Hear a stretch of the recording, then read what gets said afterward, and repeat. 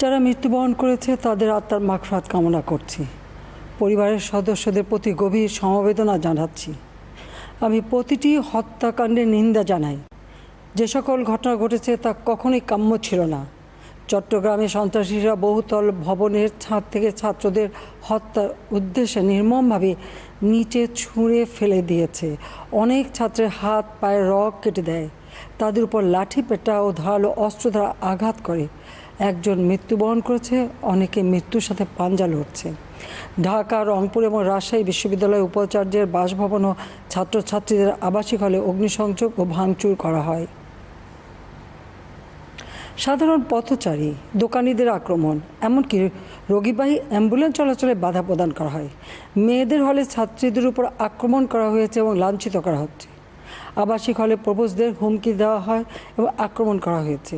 শিক্ষকদের উপর চড়াও হয়ে তাদের গায়ে হাত তোলা হয়েছে।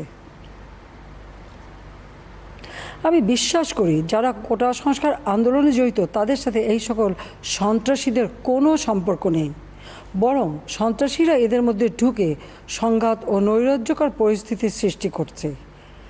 এই ধরনের ঘটনার সঙ্গে যারা জড়িত তাদের চিহ্নিত করে উপযুক্ত শাস্তির ব্যবস্থা করা হবে। যারা হত্যাকাণ্ডের শিকার হয়েছে তাদের পরিবারের জন্য জীবন জীবিকা নির্বাহের ক্ষেত্রে যে সহযোগিতা দরকার তা আমি করব।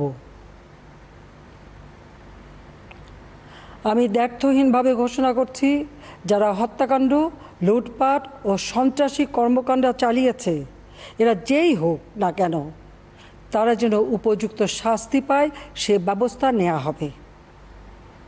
আমি আরও ঘোষণা করছি, হত্যাকাণ্ড সহ যে সকল অনভিপ্রেত ঘটনা ঘটেছে সুষ্ঠু ও ন্যায় বিচারের স্বার্থে সে সকল বিষয় বিচার বিভাগীয় তদন্ত করা হবে।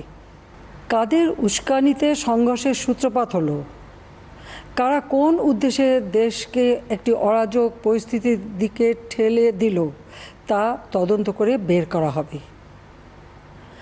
আমি আন্দোলনরত কোমলমতি ছাত্রছাত্রীদের নিরাপত্তা নিয়ে অত্যন্ত উদ্বিগ্ন।